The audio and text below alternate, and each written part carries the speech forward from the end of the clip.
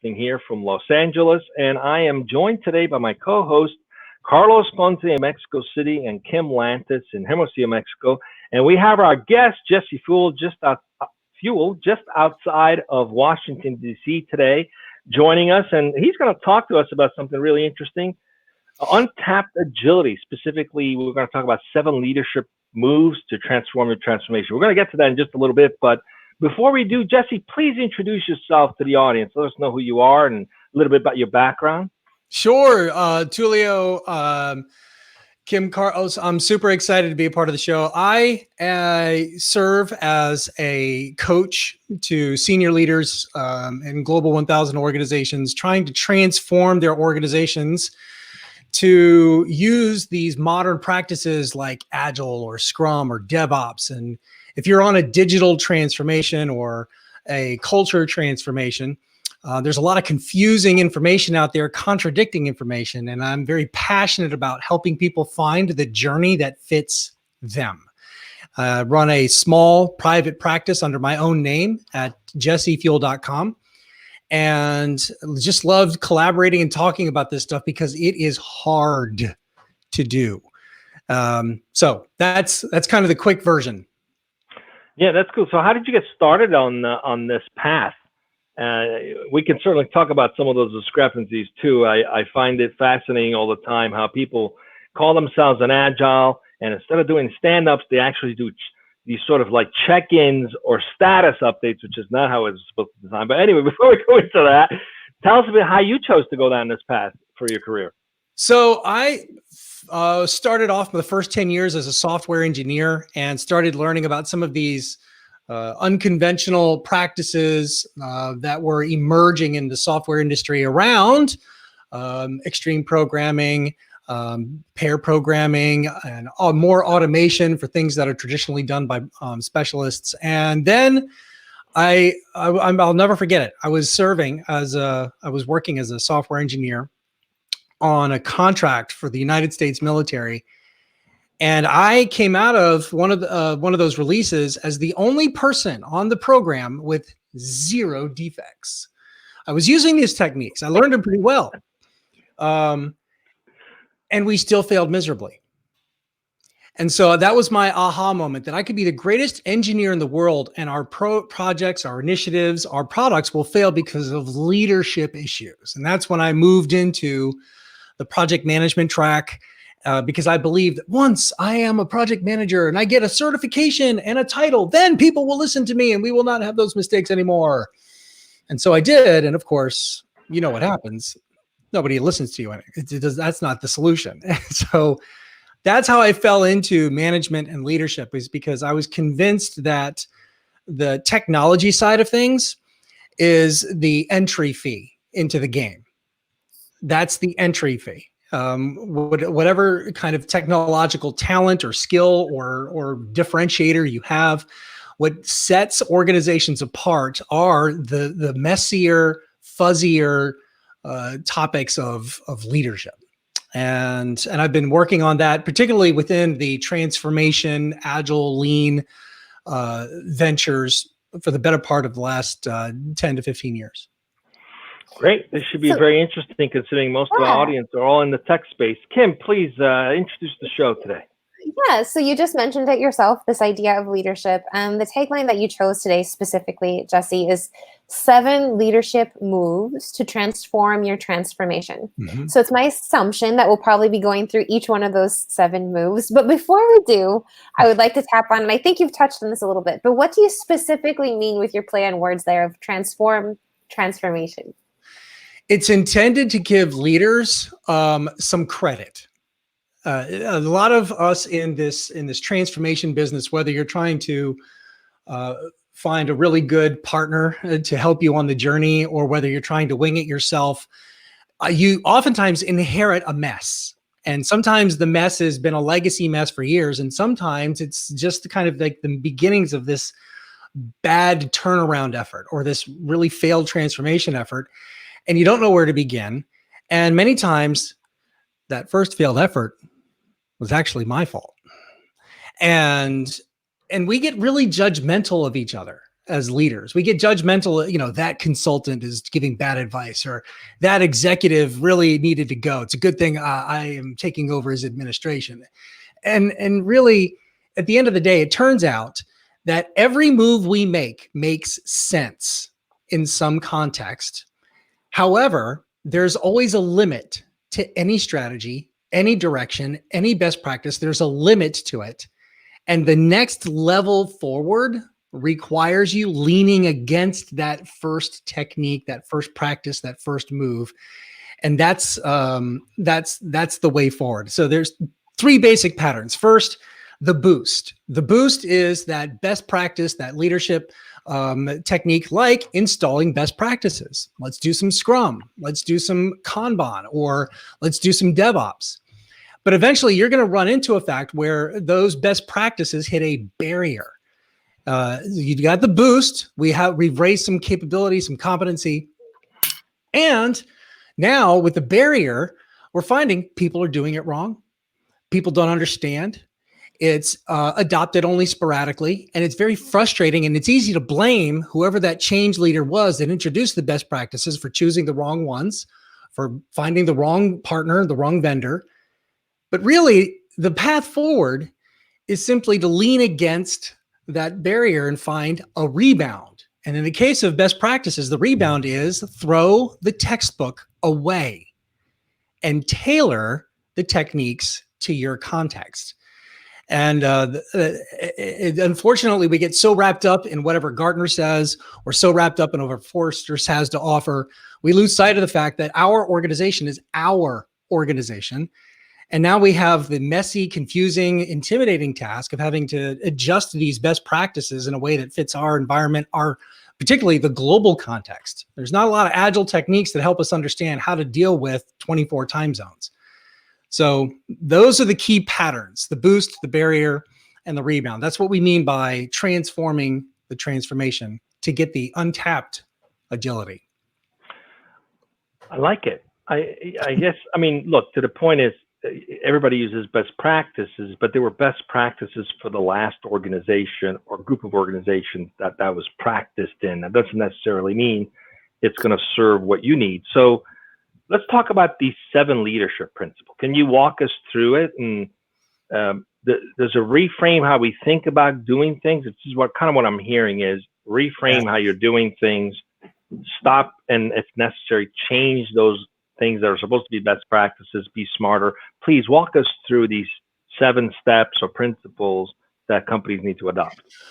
Sure. There are 7 patterns that I've listed in the upcoming book, Untapped Agility.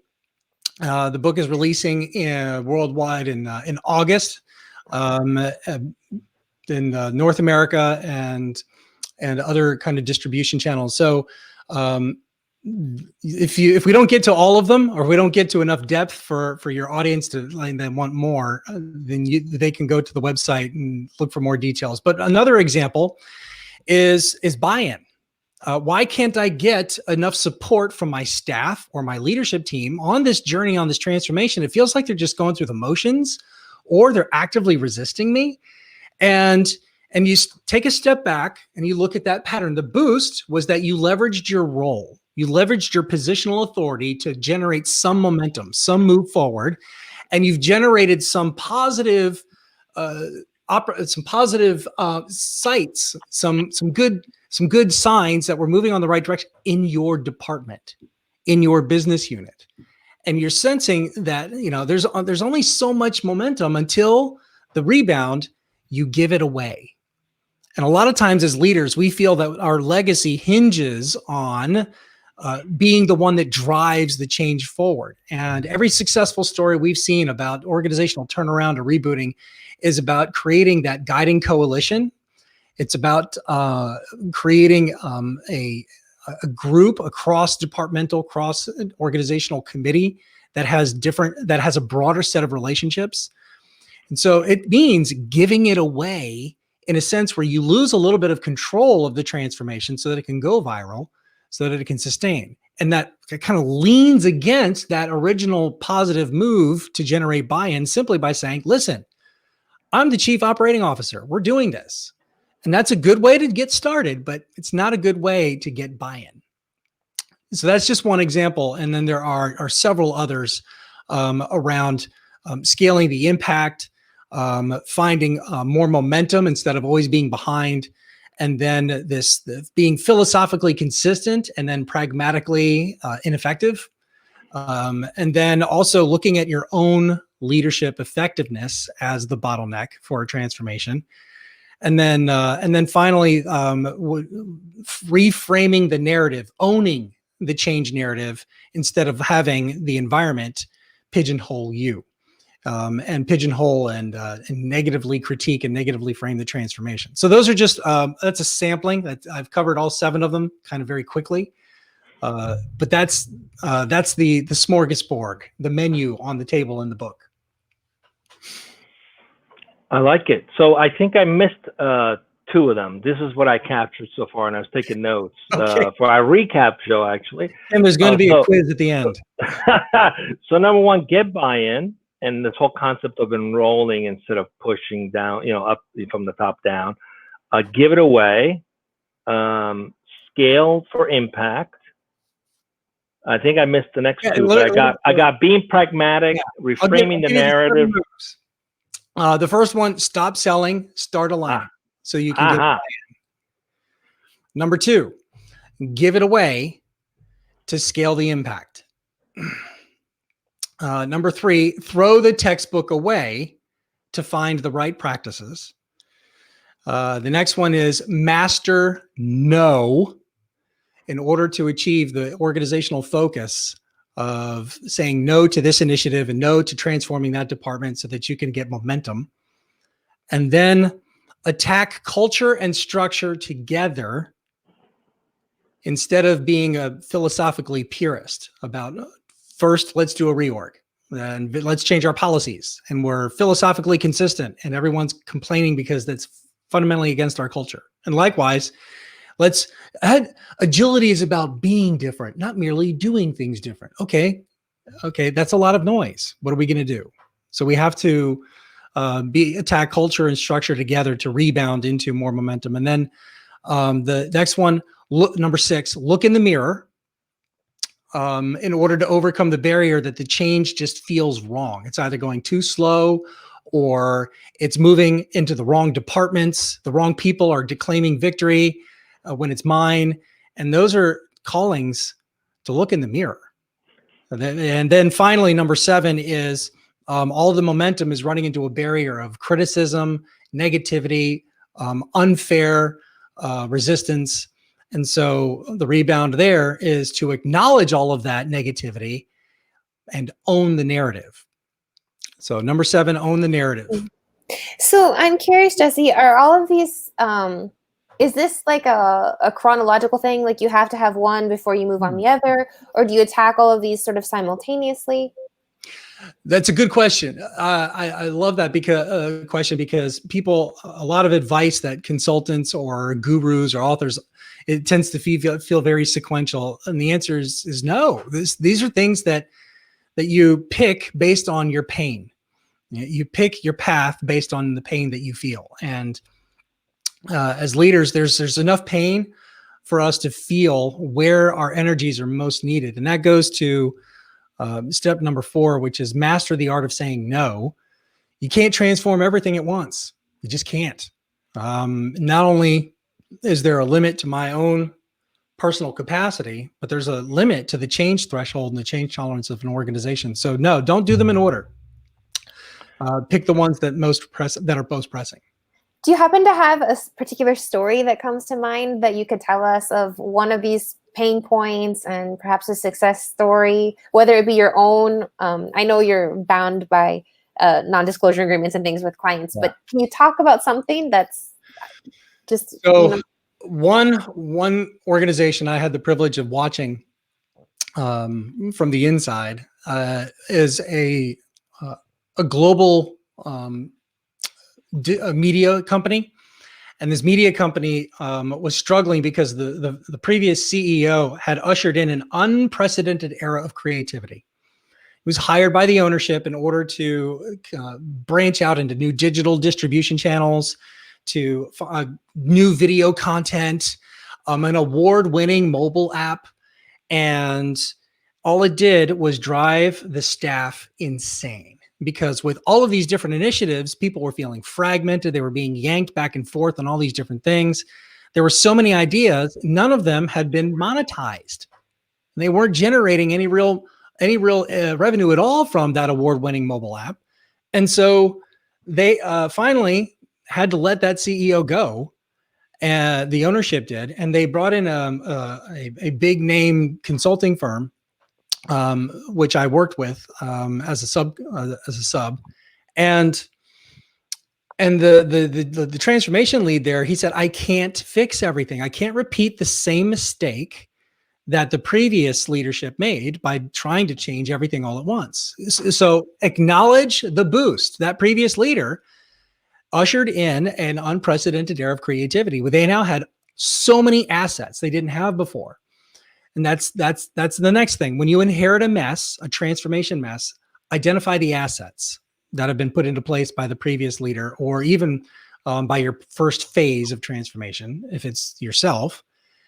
And so he had to start triaging. He had to start choosing, what am I going to attack first? And he said, I'm going to change the things that I can quickly, the easy things. And then the more difficult things, like culture and HR policies, which were a mess, it's going to take time. He had to find a new head of product, and that took time, because installing there were 3 previous attempts to finding a new senior product leader, and it didn't, before they found the right one. However, he did install some of those best practices, like 3-week sprints, like putting embedded QA on every team. And he also installed a couple of practices, like a formal requirements document, that were soundly rejected by the staff. And so he did a lot of experimentation, but what was most impressive was he said no to everything. And it cost him some of his staff who resigned, some of his middle management layer that had been around during the transformation that he was trying to continue. It wasn't fast enough for some people, and it required courage on his part to stay the course, even if it meant that some people weren't willing to go on the journey further with him. And fast forward a year later, there was that natural attrition, a couple of new hires, fixing a few things, more collaboration across silos, and the culture is very different than it was a year ago. And as a consultant, he was offered the CEO position, and was brought on formally in that role. So that's one of my favorite stories that's captured in the book, about acknowledging the assets that were created during the first wave of transformation, and then noticing that the barrier is that's holding us back from further momentum, and then the rebound of leaning against all of that diversified assets and focusing on a select portfolio of change. So that's one. That sounds very similar to what happened with, I think it was Gordon Methuen, the previous CEO of Continental Airline. He was a McKinsey consultant. That's kind of exactly what happened to him as well, I think, if I recall correctly. Dating myself a little bit here. So I want to ask, what role does egos play into all this, right? Sometimes you've got an environment where there's internal conflict because of competition. People are not as open with each other. They're looking over their shoulder. There are some egos that are involved. How do you work through that? Is that one of the principles where it's talked about ownership? How do you establish a broader ownership, so it's not just one person in charge of everything? And there's too much risk of that. That's not how we operate, certainly as a company. But what role does ego play in how you work through some of these things in your experience? That's an insightful question that I'm intrigued by, because it sounds like you're tapping into a thread that weaves across all of the patterns.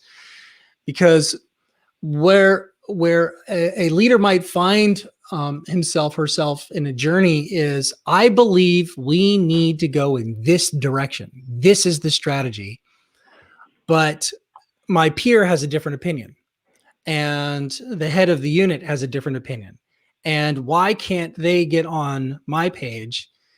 And so there comes to a point where we have to ask ourselves, do you want perfect, beautiful agility or imperfect, functional agility? So, and that there's a couple of different parts in the book. So one of them is in give away the transformation. So there might be some egos that are just not going to change anytime soon. Throw them a bone. Give them a seat at the table. Let them feel like they're being heard. There's a fundamental human need for us to be heard. It's one of the first principles of leadership where you do listening tours and town hall meetings. Your people want to be heard. Well, so do your peers. And so do your internal competitors who are fighting for that next position. And that means embracing the idea that imperfect, broad agility is better than perfect silo agility. And that's hard. It's just hard to let go because, particularly technologists, we've grown up in do it right. It needs to be mathematically correct and mathematically perfect. And, there's a compliance element that I've always done. And now you're telling me to mess it up on purpose at the hands of other people? And the answer is sure. If you want something to change. Right. I think a lot of what I'm hearing, perhaps you're familiar with the book, The 5 Dysfunctions of a Team by Patrick Lencioni, and how he has that triangle built with the first dysfunction is this absence of trust. Then you have the fear of conflict coming up to the lack of commitment, which what you were talking about, this idea, I think, of being heard, right? That even if the team ultimately doesn't go the direction that I think is the best direction, at least they heard me. And now I can at least get on board and sort of commit, right. To this decision that's been made. But the foundation here, and in his theory, is that, of course, it's based in a pyramid where you can't really have one without first addressing the other.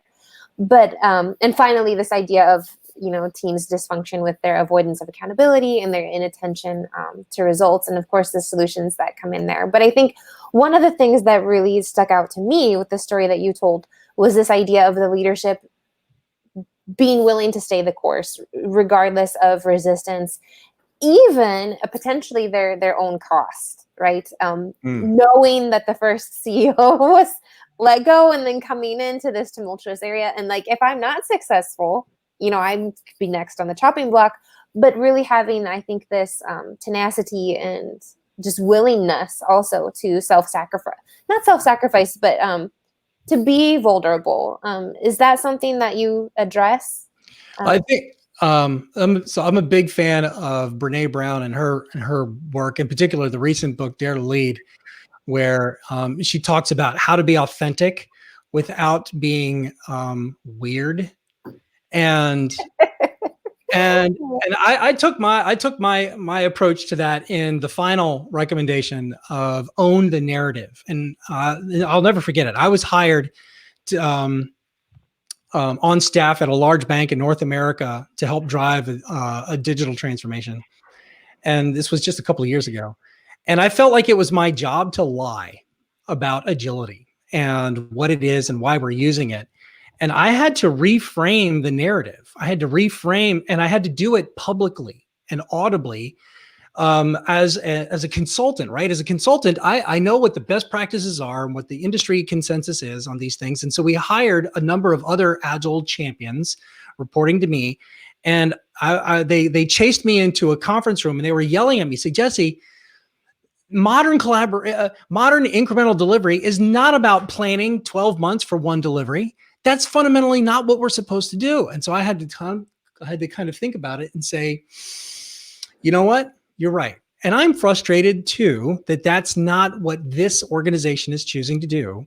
That said, we have some assets here, which is we have a working relationship with our retail partner, which is not seen before in this company. And we're getting all the departments in the technology organization together on individual teams. That's never happened before. And there's a thirst and a demand for these practices, which all of you are trained and certified to bring. So yes, it's annoying that we're not going to see as frequent of deployments and releases of the technology. And that's in violation of DevOps and digital and Agile. Yes, but that doesn't mean we throw the baby out with the bathwater. Yes, I'm frustrated about this, but I can be hopeful about that. And so that kind of acknowledging the frustrations and acknowledging the truth is about being vulnerable, but I'm not being weird about it. I'm not being saying, yeah, man, it sucks and they suck and it all sucks. I'm trying to be authentic, but then also pragmatic about moving forward. There's that one scene, if you guys remember, in Saving Private Ryan, where the troops are walking in the field, and then one of the kind of soldiers walks up to Tom Hanks and says, "Hey, boss, how come we never hear you complain? We're always complaining about the bad orders or not enough resources. How come you never complain?" He said, "Oh, I do. I complain up. I don't. It's not my job to complain to you guys, and I push it upwards." Right. That's a way to be authentic with your staff and with your troops, to say, yes, this sucks, this is hard, and we're going to move forward. We're going to press forward with these assets. And then you get to go complain to your own leadership about, you set me up to fail. I can't believe it. So you can be authentic and also be pragmatic. I have to say I don't miss any of that because of our culture here or how we operate. We don't have those issues. we just don't. I mean, we don't have this top down, have to please someone, have to impress someone. So there's all that jockeying for position. It just goes away, and people just bring their true authentic self all the time. But that's a whole topic for another time. Carlos, I think you had a question coming up. We're coming up on time, but you have a few questions. Yeah, thank you, Tulio. Just one little thing, Jesse. I understand that you help people thrive at work, right? And so you work with teams that are kind of frustrated. They're not living up to their potential, and you work with them and you bring them up to the desired level. So my question is, I mean, you do all this, or you have been doing this for a long time under, let's say, normal circumstances, right? And I'm talking about a pre-pandemic situation. Now, teams are working differently. They're scattered all over the place. They're facing different challenges. So everything is different. So in that context, Jesse, what would you tell our audiences? Those who are struggling to bring their teams together or keep their spirits up. What would you tell them, in this day and age, in this context, so that they can still pursue thriving at work? Yeah. So the first principle that I've come to experience firsthand is that every adaptive leader has a limit to their adaptability. And this is something I've been confronting personally. Is when this pandemic first came out, I was sitting back from my high seat saying, look at you, transformation leader. Look at you, digital technologist. You're supposed to be flexible and adaptive, and you're losing your mind over this change. You should be more like me. I have a diversified portfolio and I have an adaptive mind and I can adapt. And then I found a couple weeks later, I started yelling at my staff for no good reason. And while I broke down in my kitchen one night, just crying, and I don't understand, where's this coming from?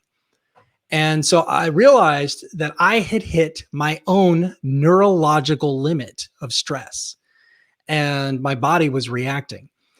And this is from somebody who lives in change and thrives in change.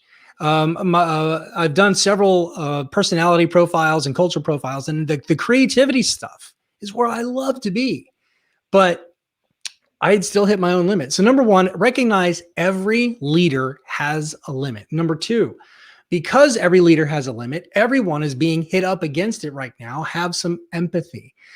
And so not only is there a call to action for us to have empathy for each other and whatever the limit is, don't judge the other person for their limits. They're different than my limits, and my reactions are different than their reactions.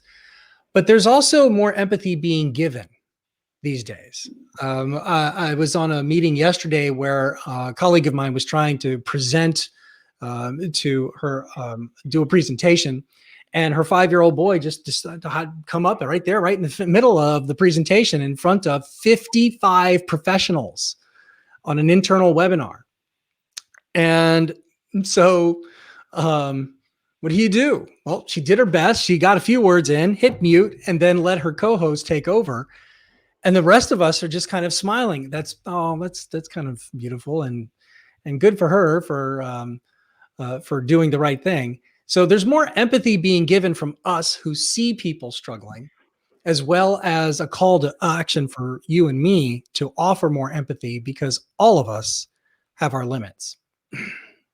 Thank you. True.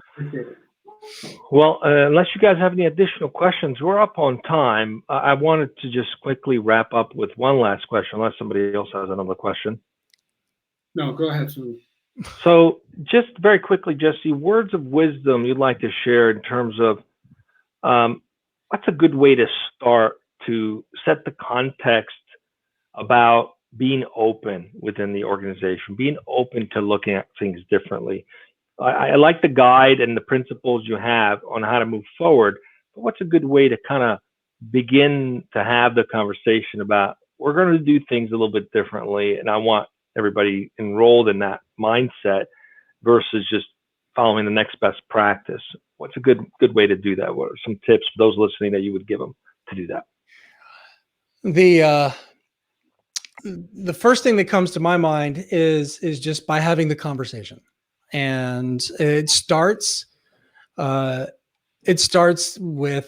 one-on-ones, where you go on a private listening tour. And on a private listening tour, you reach out to who are the key influencers, well, you just sit down and you ask, listen, I've been brought in to implement some changes here. What do you think is most needed and why?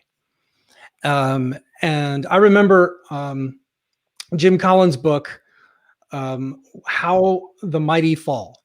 And this was the successor to Good to Great. In the Good to Great, he was talking about companies like Fannie Mae, companies like Circuit City that were the overperformers. And then you fast forward 5 years after publication and they're all dying and struggling. And so he quickly followed up with the sequel, How the Mighty Fall. And he starts talking about the difference in how leaders set about their turnaround efforts and the temptation to barrel forward too quickly. And I'll never forget, he described 1 or 2 case studies of leaders who were just asking, what should we change and why? Asking the right influencers, and then just that socialization of what's going on. You're going to get data points as you start hearing from different people around it, the topics, and then you'll see some patterns, and then you socialize the patterns. Guys, here's what I'm hearing. What do you think? And then this might be now your inner leadership team, and you might even begin those town hall meetings where you're saying, I've met with some of you, and these are some of the patterns I'm hearing. Where do we go with that? So I think being open, just listening first and acting second, is a good way to kind of build some momentum in a place where too much action has already occurred. In a place where too little action has occurred, there might be the opportunity to flip the script a little bit. So that's why I think context is king, and we need to be sensitive to the environment that we're in. But those are just a couple of thoughts. Yeah, thanks for sharing that with us. Always better to get a team involved. Certainly takes all the weight off your shoulder as a leader when you can get more people involved. Thanks for joining us today, Jesse. It's been a pleasure to have you. We'll have to reconnect with you sometime down the road. I'd like to hear some more stories and challenges you've come across as you do this, especially after you launch the book. And Carlos, I think the next thing we have coming up is on Monday. We have the recap show. We're going to recap 2 shows, today's show and yesterday's. And next Wednesday or Tuesday, who do we have as guests? Are you ready with that, or you gotta look it up? Yeah, the only thing that I'm still waiting for confirmation. It's like we have a guest, but the guest is not confirmed. But if it is correct, we're going to have Dirk Schmidt from BizTech. BizTech is a virtual conference platform that is international and that focuses specifically on technology companies. And that is going to be happening on Tuesday at the same time, right here on Dojo Live. And also on Wednesday, we're going to be speaking with the CEO of Zenergy Works, Mr. Eric Van Cleef. So that's going to be, I don't have the topics yet. The guests haven't sent them over to me yet, but we're going to have those 2 guests on Tuesday and Wednesday of next week, 1 p.m. Pacific, right here on Dojo Live, as usual. Great. Thanks for joining us, everyone. See you next Thank time. you, everyone. Thank you so much. Bye. And thank you, Tulio. See you next time.